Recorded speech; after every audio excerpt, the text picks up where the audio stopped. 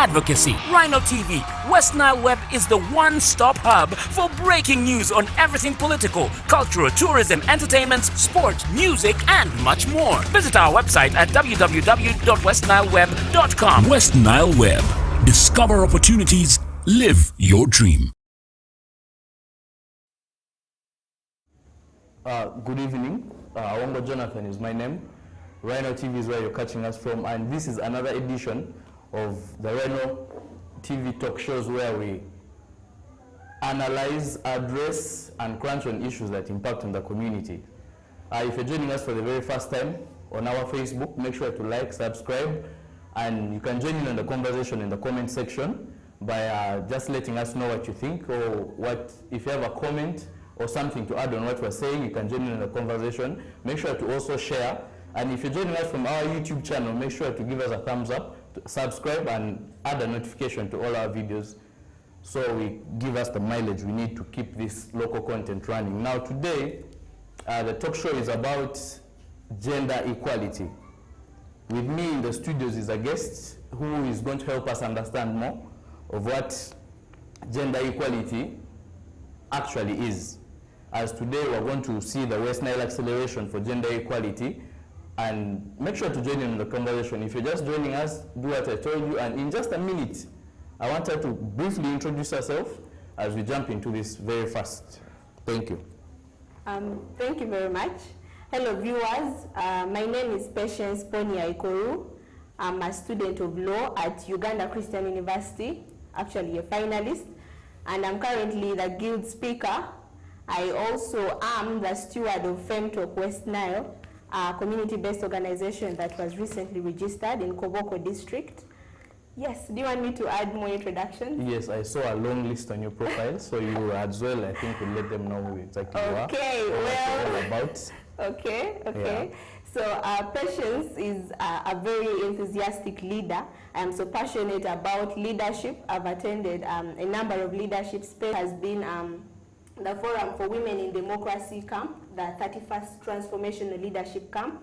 And then I've also attended a Macroeconomic Feminism Academy by FEMME in Kenya, and also I'm an award winner of the All Africa Students Union Awards for the She Game Awards 2020, where I won the award for Phenomenal Student Leader in the university.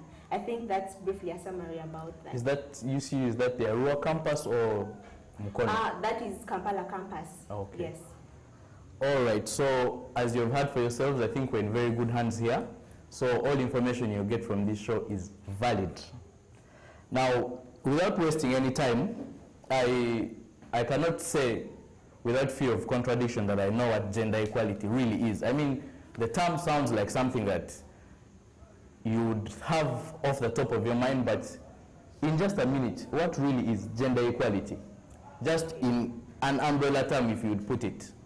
Well, in an umbrella term, in brief, gender equality has nothing to do with sex. I want us to differentiate that. Gender equality is basically equal access to opportunities by both gender without any form of discrimination, opportunities and resources. Why I differentiate it from sex is because sex is biological and we can't change that fact. But gender can be changed, the gender roles can be changed, the gender mindsets can be changed. Yeah, that is briefly what I can say about gender equality. But we have seen people who actually have changed their genders. Well, like Kris Jenner was a grandfather, now she's a grandmother. I don't know if that counts anywhere. That's true. That goes within the bracket of gender in the sense of the sex. But for tonight's discussion, I believe it's gender equality in the sense of opportunity to resources and the different platforms available for any kind of gender that we have, outlined. So Patience, you're a local of West Nile. Yes. If that is correct to say. What does gender equality look like for West Nile? Well, gender equality for West Nile, when I trace back my conversations with older leaders and older mentors, the likes of Honorable Babadiri and Mr. Charles Yakani and all that, before, West Nile has been through a series of war within the 1970s. Yes. And in that time, West Nile has been more of patriarchal. By patriarchal, we mean where male domination is prominent, yes, where they believe that men should be the ones influencing everything.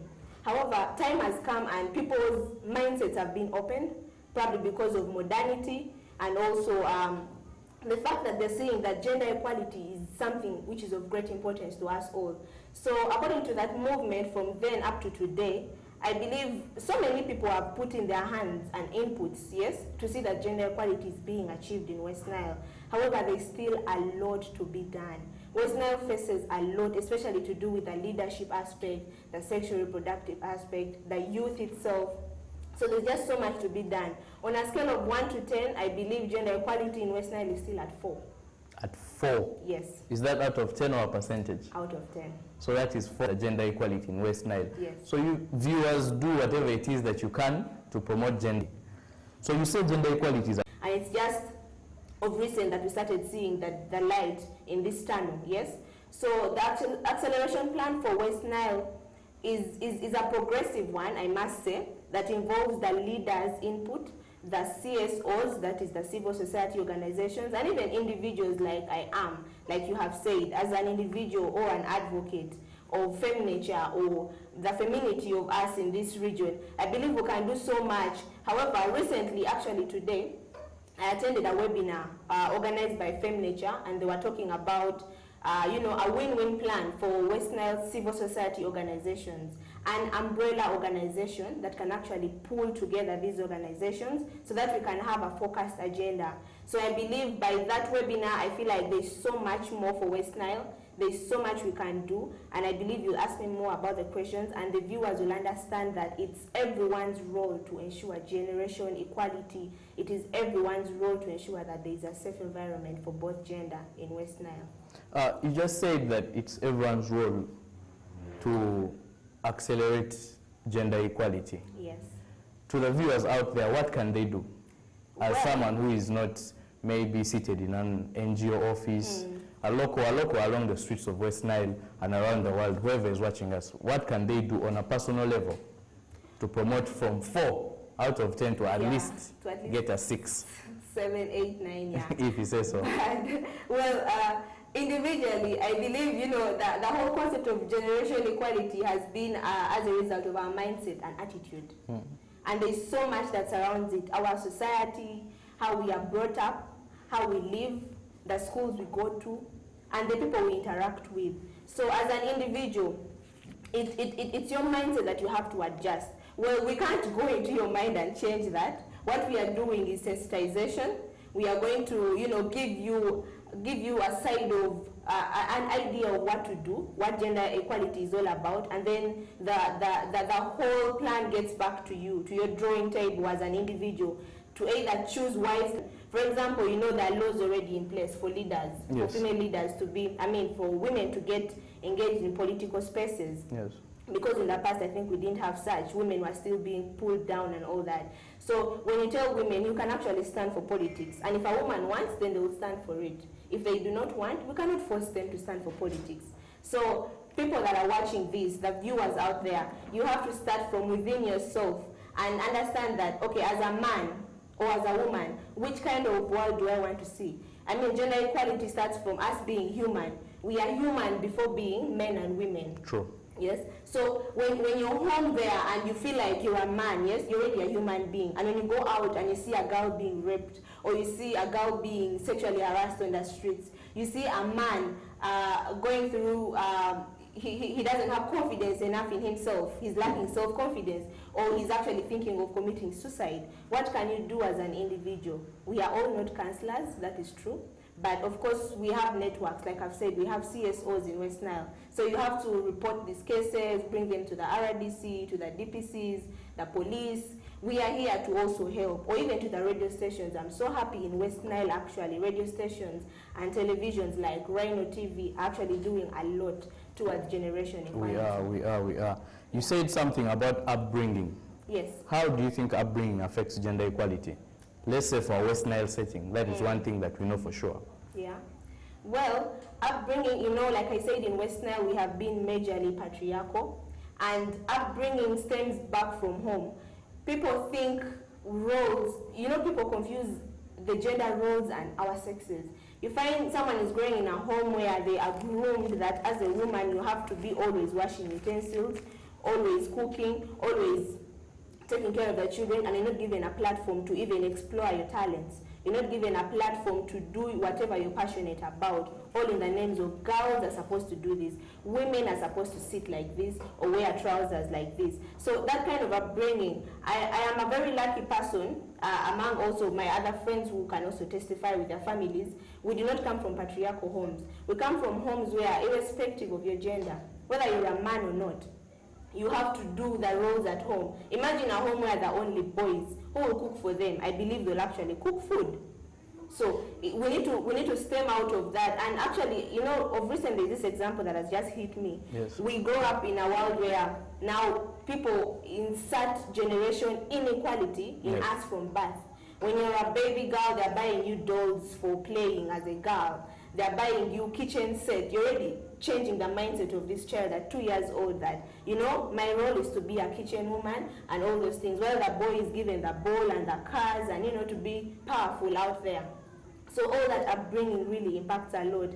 I believe for now we need to actually change those roles. You can buy for the boys also a kitchen set. He needs to understand that someday probably his wife is going to be pregnant and there's no one to cook food and he has to step in and help. Recently, I had a talk with a programs manager of MEMPRO, and she told me something very critical that I would love to share. Please about the work burden, the unpaid work burden of women in West Nile. It is so sad when that... you say unpaid work burden, what exactly do you mean? Well, unpaid work burden, I mean women doing work and they're not being paid for it. Domestic work. Like, you're always home 24/7, getting tired. Tirelessly doing work. You wake up as early as 5 a.m. and you sleep at midnight. And you have to wake up again at 5 a.m. or at 4 a.m. And you're not even being paid any penny. Some men do not even want their women to actually go to work. This is happening in West Nile. The people that are watching out there, I'm sure some are actually guilty, and I believe they have to change after this talk show. But back to the point, she told me something very crucial about that unpaid care work burden. That on average, or an estimate, women in West Nile actually work up to 19 hours a day. And yet an average man in West Nile works 10 hours a day. Can you imagine? Are these house chores, or this is actually employment? It's house chores, domestic work at home. A woman will wake up at 5, they're looking at the cycle of a woman at home in a basic home that is patriarchal. The woman will wake up, she probably has to even go to the garden very early. I'm told nowadays the men actually love waking up very late. Very unfortunate. How is that? We shall talk about that in another day, but for now, I am still very perturbed at the fact that women actually work double. Can you imagine? I'm working up to 20 hours and you're working 10 hours, and yet we are both human. And this has nothing to do with our sexes. It's not like I am pregnant, and that is a fact. Women can actually get pregnant and produce. But this is something that you can also do. You know, when I wake up early, 5 a.m. is so early, but at least 7 a.m., why don't you wake up as my husband or my brother? Let's do work together. Help me with the dishes. Let me mop the house. Help me with the kids as I cook food. And trust me, before you know it, I will have extra time to participate in Olympics and win a gold medal.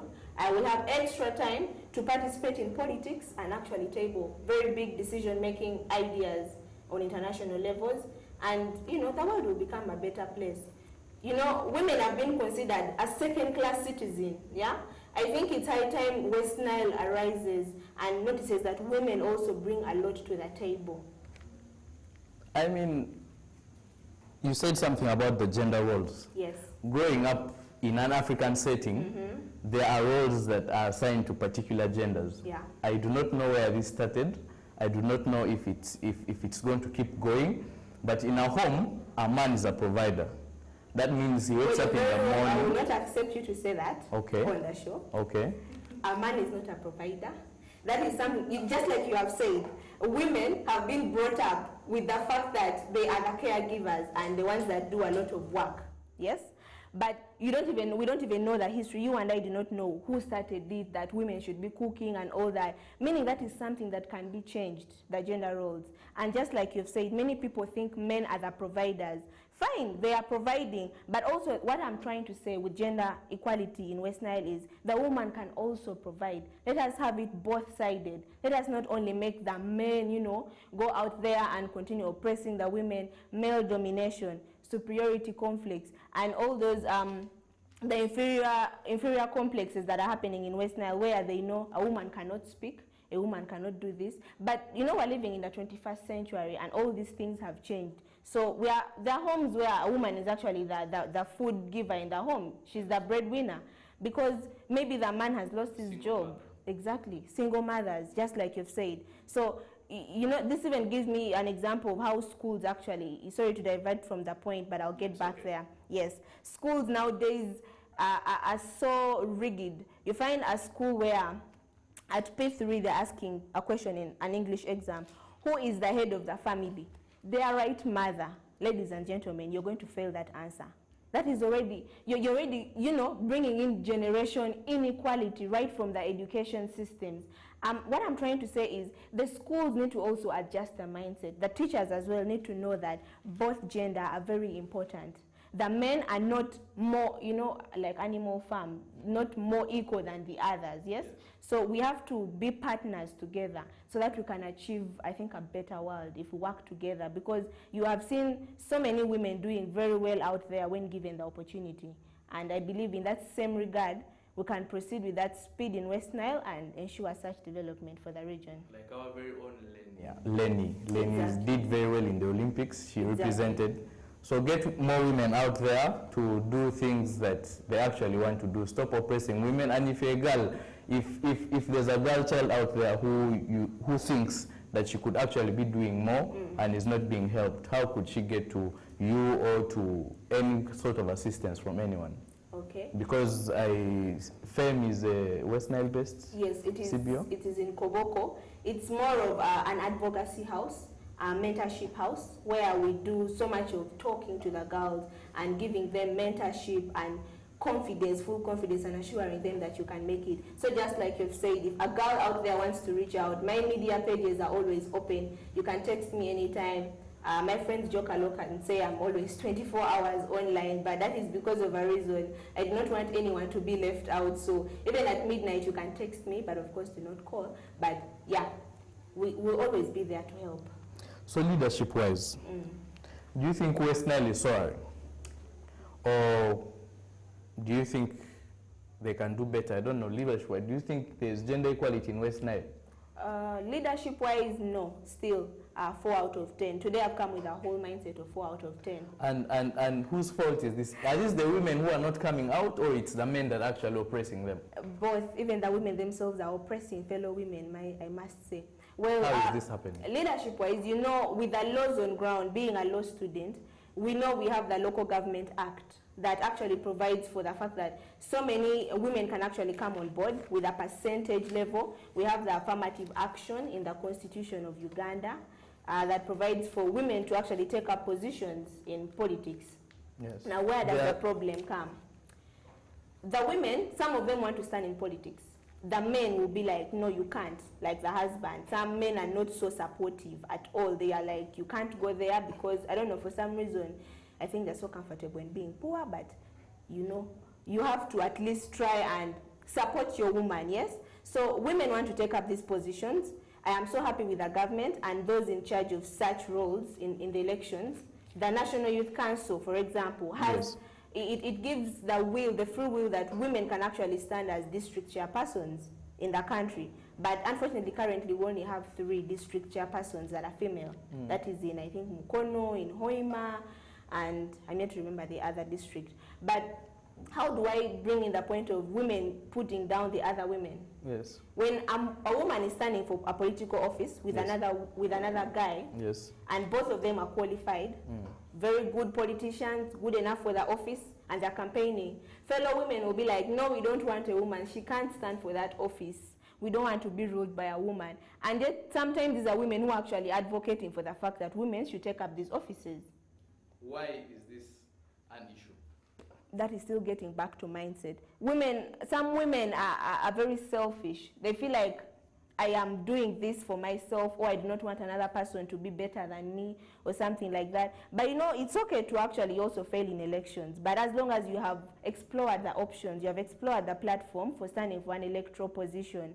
But when you stand and you actually have the potential, women should also support fellow women. That is my plea. In West Nile, I think we have only, I'm not sure, about 3, 5, I'm not so sure of the statistics, of women who are the main district MPs, as opposed to the woman MP position that is in affirmative action. So what does that mean? There is a lot to be done. West Nile is being painted. Every office you're finding it's a man. There are very few offices with women in West Nile. And that means there's a lot to be done in the political era. The other thing about the politics is, you know, we're coming from a point of patriarchal society, where all resources are owned by men, most resources, and partly some of these resources is finances. Now, in politics, you have to finance your political agenda. You have to have money. So some women fear standing for politics because they do not have the money to stand. And I believe West Nile organizations or houses can actually come up and support female politicians that want to come up on board, because the men are actually standing. I'm not saying every man has money, but at least the percentage is higher than the women standing for politics. And so in order to achieve generation equality in West Nile, we need to up the game for the women as well. And also the women, some women cannot stand because some societies say they have to be married. Imagine someone like me standing for MP, I'm sure they'll be like, where is your husband and all that, not knowing that it's not a must to have a man in your life in order to stand for political office. Well, it's okay, you can be married, but if I'm not yet married, then that shouldn't be a prerequisite for me to be a leader in your society. I can be a good leader and actually speak up for you more than someone who is even married.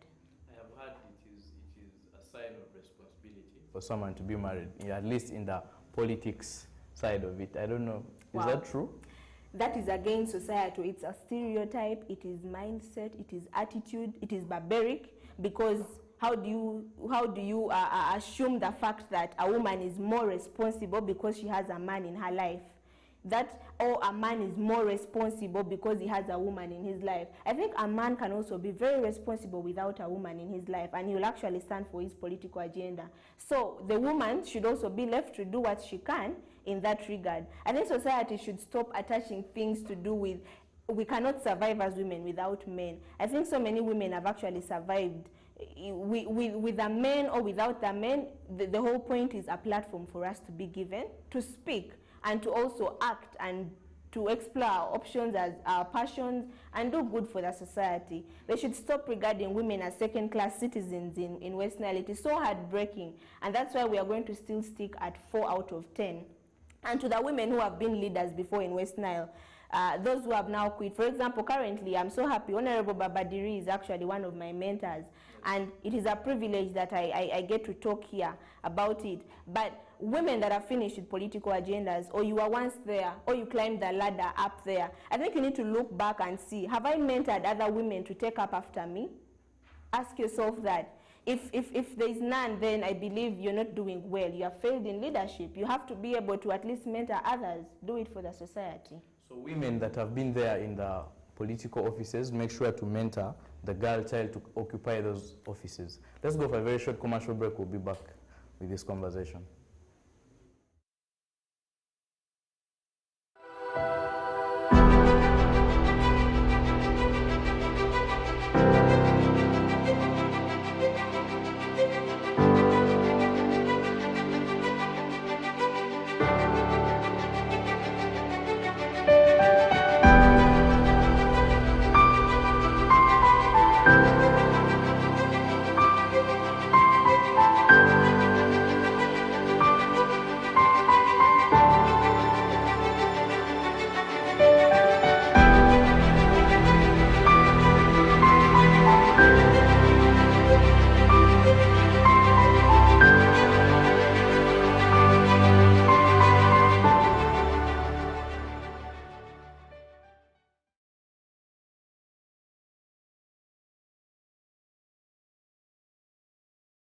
The definitive online platform for the West Nile region of Uganda is now here. Stand out and make your presence felt in West Nile through our website and across our digital and social media platforms. Be introduced to untapped treasures at the Economic Center of Uganda, Democratic Republic of Congo, and South Sudan through our expertise in marketing, research, advocacy. With our dedicated television platform, Rhino TV, West Nile Web is the one-stop hub for breaking news on everything political, cultural, tourism, entertainment, sport, music, and much more. Visit our website at www.westnileweb.com. West Nile Web. Discover opportunities. Live your dream.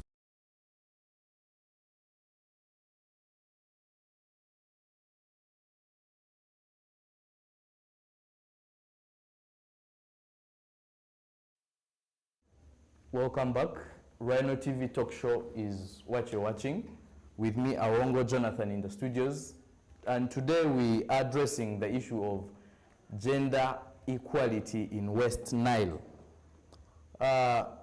Before we left off, we were at a point where we were urging the female politicians who have been in office to actually mentor these girls. I don't know if they could have programs or have like a CBO like yours.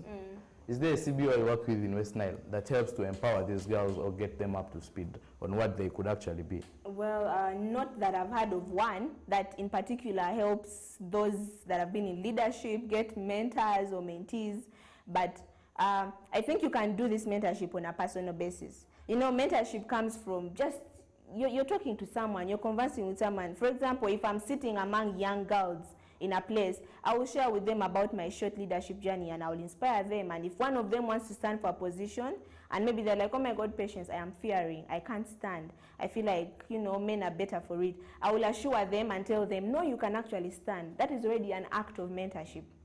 You know, it might be that short particular act or a long-term act where you mentor someone until they actually assume that position and you're very proud, you're seated back and you're watching them. So the leaders, the female leaders that have been there should really try and elevate the others to come on board, other than shunning them among the crowd and saying you can't hold this position because you're a woman.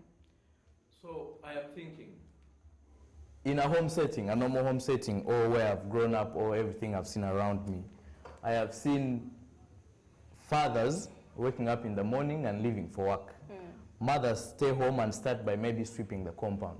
How are we going to change this? Like you said, we need to balance it. We can have the men do what the women are doing and have what the women are doing. How do we achieve this in West Nile?